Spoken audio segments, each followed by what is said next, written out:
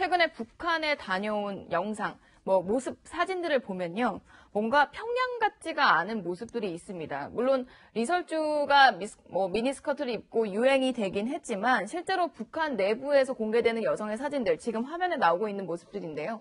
뭐 프랑스의 잡지에 소개된 이제 북한 내부의 모습이나 뭐 그리고 외신을 통해서 공개된 모습들을 보면 평양 같지 않고 오히려 그냥 우리 주변에서 보는 짧은 치마 입고 뭔가 발랄하게 돌아다니는 여성들의 모습들 그리고 좀 자유로운 모습들 그 옷도 구애받지 않고요. 그렇죠. 이런 부분들이 상당히 좀 북한 내부가 많이 변화하고 있는 것 아니냐. 그러니까 뭐 보여주기성일 수도 있겠지만요. 뭔가 그리고 실제로 뭐 평양과 맨하튼을 합친 평해튼이란 말이 유행할 정도로 북한의 상류층의 생활은 우리가 생각하는 북한의 그런 생활과 정말 차원이 다르다라는 얘기들이 전해지고 있는데요.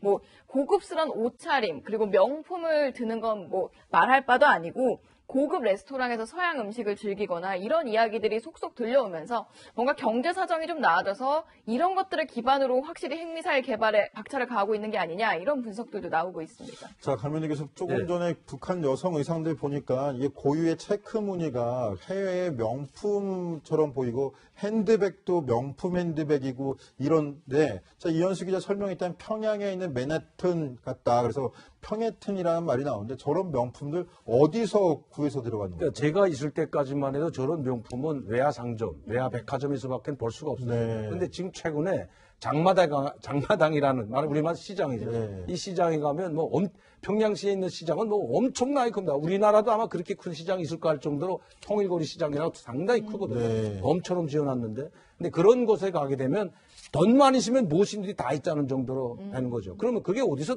다 들어오냐? 대체로 동남아시아나 중국에서 다 들어옵니다. 중국에서 들어오는데 중국에서도 들여오는 문양이 이제 명품 문양 있잖아요. 뭐 유럽에 있는 아주 유명한 나라의 명품 그런 디자인을 해달라면 다 해주고 다 들어오기 때문에 꼭 그 명품이라고만 볼 수 없지만 명품을 모방한 그런 이제 원단을 갖다가 북한 장마당 옆에서 직접 만들어서 만들어 달라는 대로 만들어주고요. 특히 이제 피부샵 나오잖아요.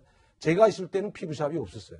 아무리 외화 있고 돈 있어도 피부샵이라는 게 없었는데 이제는 돈만 있으면 일반 사람들이 갈 수 있는 피부샵까지 생겼다는 그 자체.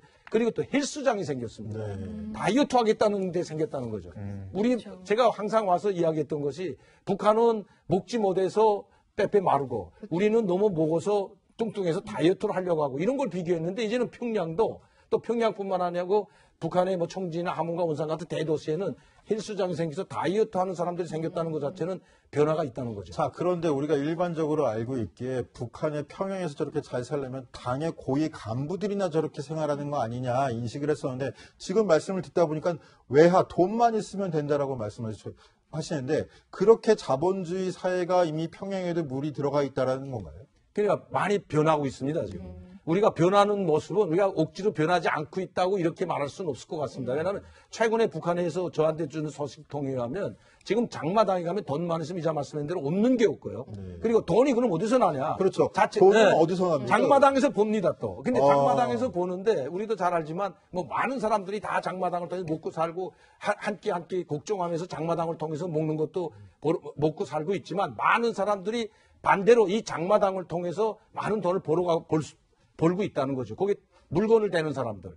그리고 그 물건을 댄 유통업자들과 또 권력 엘리트 계층과의 결탁을 해가지고 못 들어오는 물건들을 데리다가 파는 거. 이자처럼 명품들 못 들여오잖아요. 근데 그 명품들을 밀수해서 들여오는 사람. 이런 것들로 돈을 엄청나게 버는데 그전에는 쓰지 못하게 했는데 추적을 했습니다. 추적을 해가지고 체포해가지고 막 돈 어디서 났냐. 너 돈 출처를 캐는 게 상당히 많은데 이제는 10만 불까지는 출처를 캐지 않는다고 합니다. 10만 불까지. 북한에 있는 평양은 45평짜리 정도가 10만 달러만 내면 살 수가 있고 그전엔 몰래 입사증을 우리가 둘이 가가지고 뗐다면 이제는 공식적으로 입사증을 돈 주고 판답니다. 개인한테. 이런 지금 많이 변화된 거죠.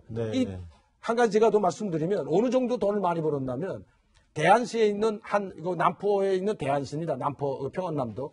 그 파출소 소장이면 우리만한 파출소, 북한 분서라고 하는데 보안분서 소장이 승용차 타고 가다가 전복사고가 나서 죽었거든요. 병원에 가다 트렁크에서 15만 달러가 나와서 화제가 됐고 이게 완전히 이야기거리가 된 거죠. 예. 그러니까 15만 달러가 차 트렁크에서 나왔다는 정도로 그것도 보안분서 조그마한 분주소 소장이 그 트렁크에서 나왔다는 이 자체는 북한이 얼마나 많이 돈이 돌고 있는가를 우리가 볼 수 있는 단편이 아닌가 생각합니다. 네, 새로운 소식도 저희가 들을 수 있었습니다.